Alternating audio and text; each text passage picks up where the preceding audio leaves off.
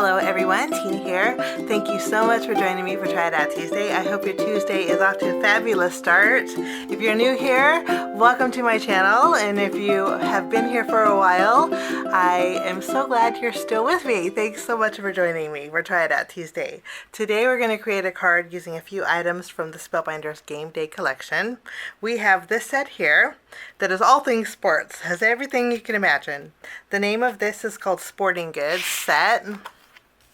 And you can see here, it's very easy to layer together, but it creates real fun sporting good elements. And I'm going to pair that with a sentiment stamp set called All-Star Sentiments. Now, my idea is to create a birthday card for my child. I have a daughter who used to work at a bowling alley, and the funny thing is we always teased her because her name is Allie. And so Allie works at the bowling alley. She's probably so tired of those jokes. But I thought we'd make a bowling card just for her. I love the sentiment and stamp set that says you're in the league of your own. And I think it's so fun that there's a bowling ball and a bowling pin. So we're going to make this for our card today. We're going to start by doing some die cutting. We're going to start by, we're going to create our bowling ball. To do that, of course, you get the bowling ball. I'll die cut that out with black cardstock. And then I'm also going to take the background for it and I'll die cut that out with white cardstock along with the bowling pin. I want to create 5 bowling pins, so I'll probably bring in another piece of white cardstock. The bowling pin has some red stripes. That's where my poppy field comes in. Actually, maybe we should do a darker red. Hold on 1 minute. I'm going to use a darker red for the... Okay, so that's a little bit of a difference.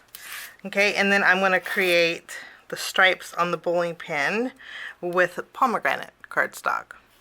Okay, now with the poppy field, and this is Sunkissed cardstock.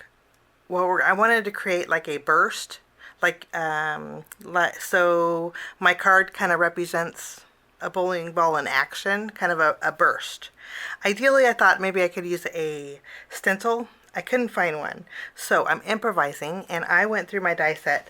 I'm using my Sun and Clouds die set. Love this set. I don't even know if Spellbinders still has it, but it's fabulous. It creates some real pretty clouds with swirls and the sunshine. The nice thing about the sunshine is it doesn't die cut out a circle that you see in the middle. It just die cuts out the burst. This one I used one of my circle die sets to create a layer for the sun. So I'm going to take this die and die cut out 3 times with the yellow. This is Sunkissed cardstock, and 3 with the poppy field. Okay, and I'm thinking we can create some kind of action image on my card. Okay, that's my theory. Let's see how that goes. I'm going to run everything through my die cut machine, and we're going to create our bowling ball and also our bowling pins. Everything is die cut, and I put together 4 of my bowling pins already. We'll put this starburst off to the side, but to create the bowling pin, it's very easy. You just add a little, there's debossed detail on the top of the bowling pin, and what you do is you just take your little stripes and you place them in those debossed sections, kind of skipping one over, and your bowling pin is good to go. To add a little dimension to my bowling pins, I'm bringing in my Distress Oxide ink. I'm using weathered wood, and I'm just using my blending brush, and I'm going to go over the right side of my bowling pin.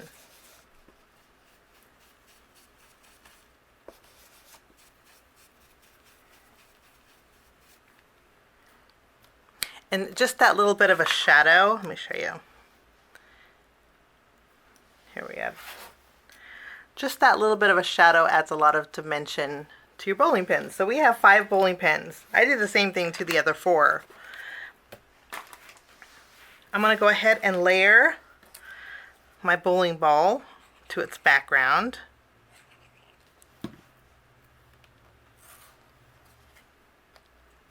It's the perfect size, and my bowling ball is good to go. Now with my sunshines, I'm going to go ahead and take the red. I'm going to add some adhesive behind here, And what I'm going to do is layer it. Kind of offsetting it. And I'm just making sure that they're not lined up when I offset it, that they're completely opposite sides. I think this is just going to add to that. What this, I was trying to create like a comic book, like a POW or like the old Batman had in their shows, like a Zap or a POW or a Wham. You know what? I think you guys know. If you're older, I think you guys know what I mean. Yeah. So we have all of our burst good to go. Okay, I'm going to go ahead and put these over to the side, and I'm going to work on my background. I'll clean off my work surface here. For my background, I have a panel. This is Teal Topaz, and this is Waterfall. I'm going to trim this down in a minute, but this is 3 inches wide by 4 1/4 inches tall. I have a stencil. It's a brick stencil, and I'm going to tack this down. This has PIXIE spray behind it, so I'm going to tack that down to my panel, and I'm going to bring in some texture paste. I'm using Ranger's Opaque Matte texture paste, and I just want a little extra texture in the background. And I'm going to use my palette knife, and what I'm going to do is go from this corner, kind of trail up a little bit, and I'm skipping some areas on purpose. Okay, and then I'll take a little bit more, and I'm going to go in this upper section, because for the most part the middle section is going to be covered. Kind of want it to trail down a little bit. And I think that looks good.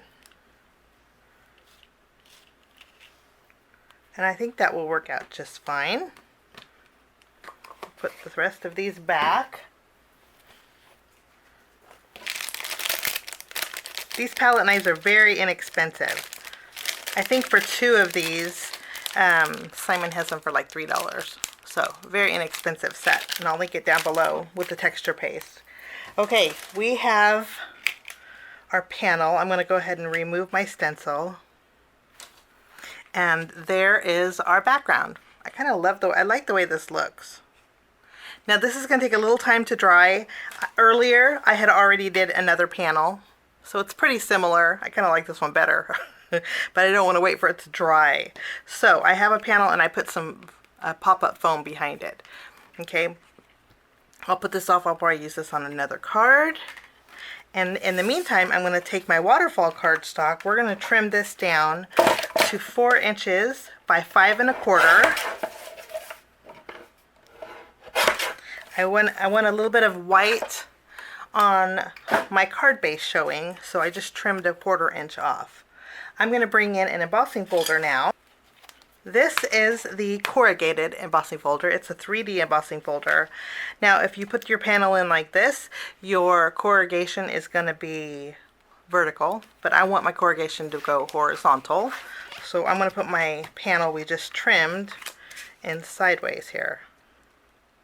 And I will run this through my Platinum 6, and I'll be right back. So we have a nice corrugated panel. Ooh, I kind of like that side too. You guys ever do that? Emboss something, and then when you see the reverse side, you're like, kind of nice. But we're going to stick with the front side of our corrugated cardstock. I'm going to use my tape runner, and I'm going to add some adhesive.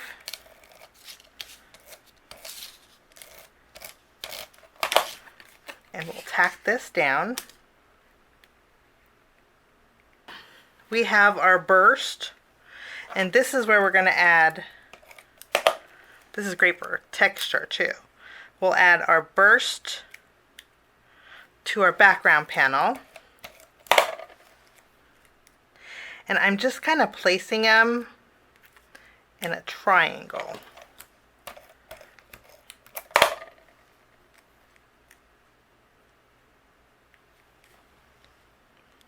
And I do like them overhanging just a little bit.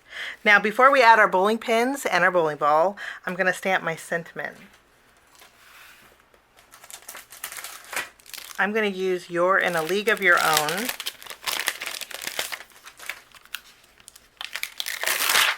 I don't want black cardstock, so I'm using Spellbinders Graphite. It's a dark gray, and I think it's going to work really well against that teal. I'm going to take my sentiment. I'm going to place it on the bottom here. And I'll go over this with my watermarking. I re-inked my Versamark. So we are good. I'm going to go over my grading with my white embossing powder. I'm going to melt this and then I will block it off. As I finish up putting our bowling, as I finish up kind of arranging my bowling pins, I can tell you a little story that we're banned from the bowling alley because me and my husband went to go bother our daughter at work. She said, "Mom, don't ever come to my work again." She goes, "You guys are embarrassing." Only because we were acting kind of childish as we were playing. We were acting like we knew what we were doing. So we're officially banned from the bowling alley. But anyway, I think she'll get a kick out of this card. Kind of, it could go both ways. It could go feminine or it could go not so feminine. But I think that looks really fun. So I'm going to press down. Maybe we need to put... I'm going to adjust this one maybe under... Now, I purposely made sure that the bowling pins were underneath the bowling ball because we're going to bring in some of our glazing glue. You guys know that I love to do this. And what we're going to do is take some sparkle cuts. We're going to fancy up that bowling ball. Kind of even it out. And I got a little bit...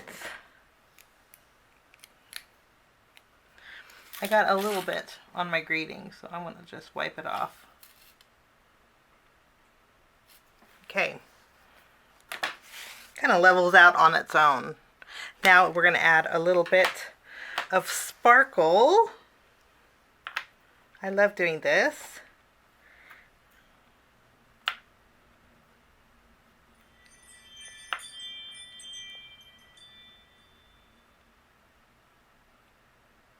I can actually move it around. I can add the glitter and move it around. And I think that looks really good. Let me show you close up. I'm not sure if Spellbinder still has this, but a lot of different companies still have it. Studio Katia has one. Let me show you. And it's basically the same.